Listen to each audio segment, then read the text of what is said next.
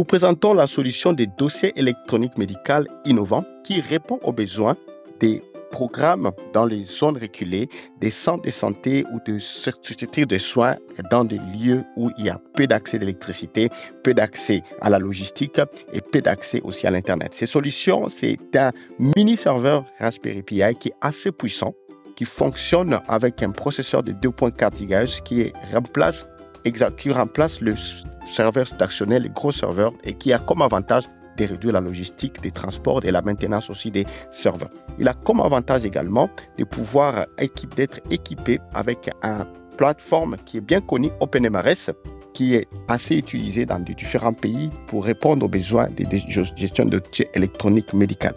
Nous avons fait un package qui comprend entre autres des Raspberry Pi mini serveur OpenMRS, mais qui fonctionne aussi sur un powerbank, qui est assez avantageux pour des programmes ou pour des structures reculées qui n'ont pas assez d'électricité et qui fonctionnent totalement en mode offline sans Internet.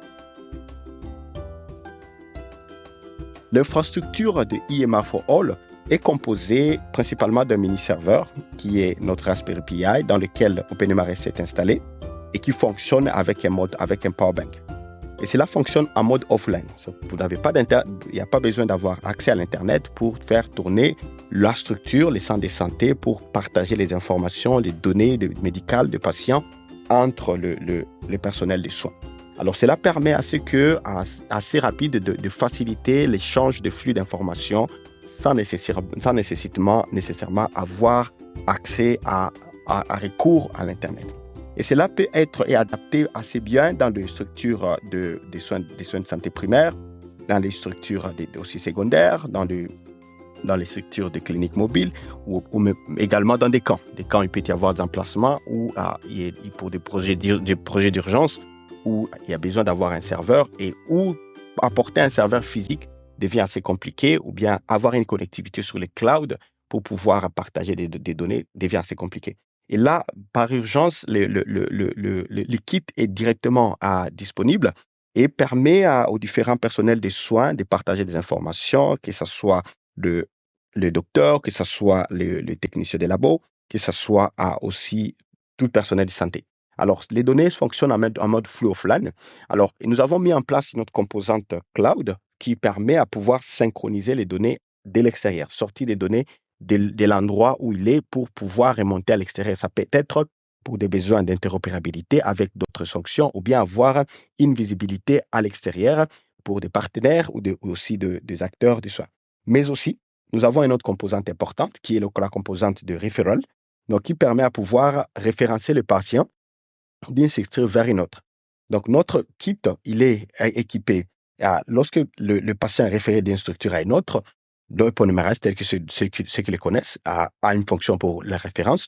Et nous avons placé dans le cloud la composante qui permet, lorsque la structure réfère le patient, les données sont envoyées dans notre serveur cloud et ils sont directement partagés par l'autre structure.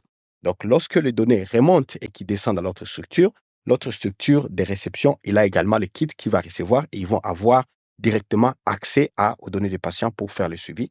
Mais également la composante accès au web est là peut-être pour des sécurités. Nous avons plus prioritisé le point-to-point, mais pour des besoins aussi pratiques, il peut y avoir qu'une structure comme primaire ou comme par exemple tertiaire qui est assez avancée, qui peut avoir besoin d'accéder aux données de patients. Nous pouvons donner une clé pour la sécurité qui permet d'accéder au serveur cloud de manière sécurisée.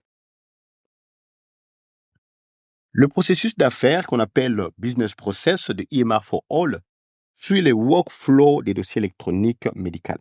C'est-à-dire, le patient, lorsqu'il est reçu dans un centre de santé ou d'une structure de soins, que ce soit une clinique mobile, que ce soit un camp, que ce soit partout où à la structure d'accueil pour les soins, où EMR for All est installé, l'infirmière ou la personne qui reçoit le patient, soit au triage, dispose d'une tablette où il enregistre les données des patients, les identifiants, le patient, les informations par rapport aux symptômes, les examens vitaux qui sont faits pour les patients, ils sont capturés dans le système.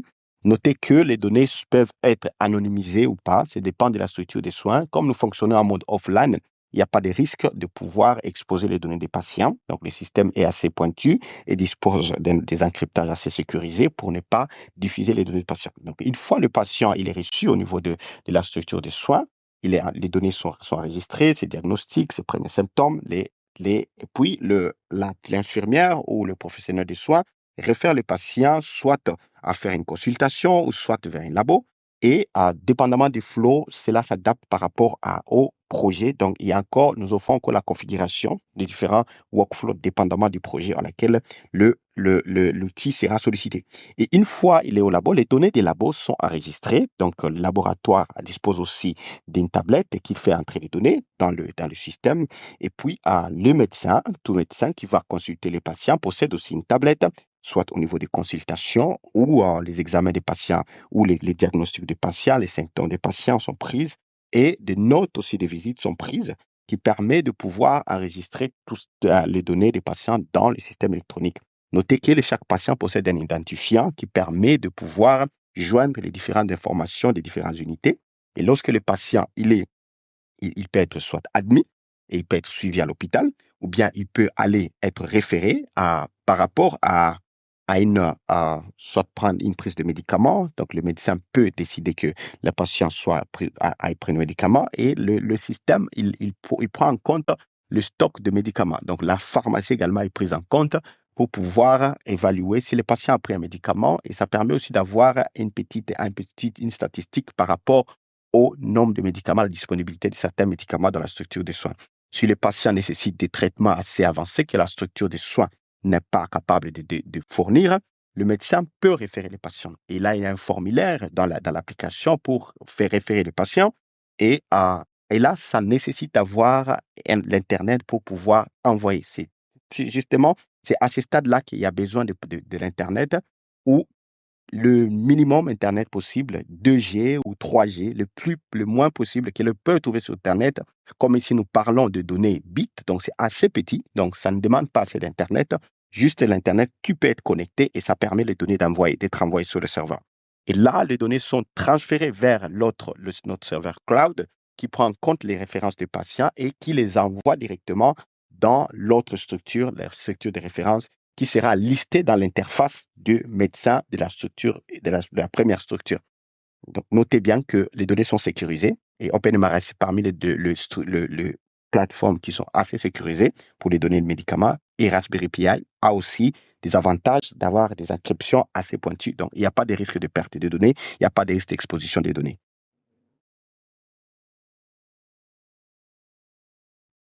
Voici l'interface de EMR for All qui est comment l'utilisateur voit la solution. C'est principalement OpenMRS où il y a des accès à différentes unités, il y a les logins, il y a des différents formulaires, des formulaires d'entrée de données et qui permet de suivre aussi, de faire le suivi, voir l'état d'avancement du malade, voir s'il y a des diagnostics, s'il y a des risques.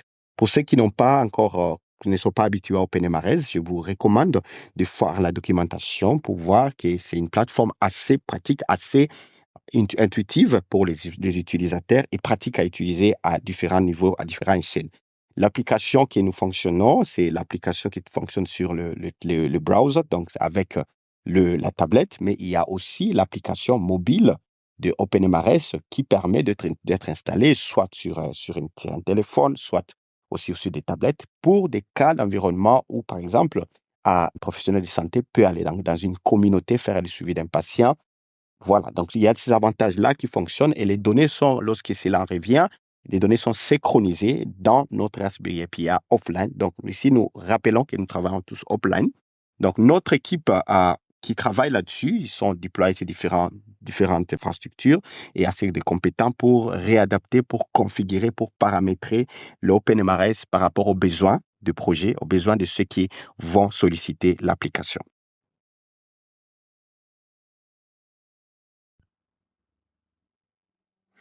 Qui sommes-nous? Nous sommes une structure assez jeune qui a assez de potentiel et qui débute avec des experts de différents pays déployés dans différents pays qui apportent leur expertise, principalement des pays d'Afrique, pour pouvoir résoudre des solutions de gestion des données médicales dans des milieux reculés. Nous avons différentes solutions sur lesquelles nous intervenons. Nous intervenons aussi sur DHS2, qui actuellement, il y a un projet en cours pour implémenter DHS2 dans le mini-serveur Raspberry Pi 5 et qui avance assez bien, qui sera bénéfique pour ceux qui utilisent DHS2 déployés dans des zones reculées ou avoir moins d'infrastructures pour la gestion.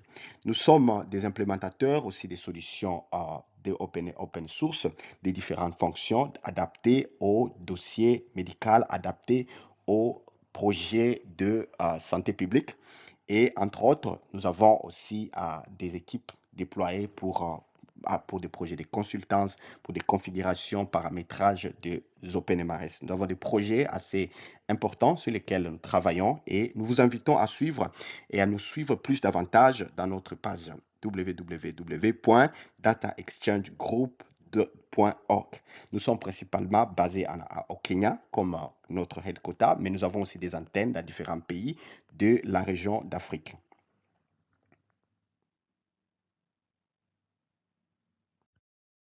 Qui sommes-nous? Nous sommes une structure assez jeune qui a assez de potentiel et qui débute avec des experts de différents pays déployés dans différents pays qui apportent leur expertise, principalement des pays d'Afrique, pour pouvoir résoudre des solutions de gestion des données médicales dans des milieux reculés. Nous avons différentes solutions sur lesquelles nous intervenons. Nous intervenons aussi sur DHS2, qui actuellement, il y a un projet en cours pour implémenter DHS2 dans le mini-serveur Raspberry Pi 5 et qui avance assez bien, qui sera bénéfique pour ceux qui utilisent DHS2 déployés dans des zones reculées ou avoir moins d'infrastructures pour la gestion.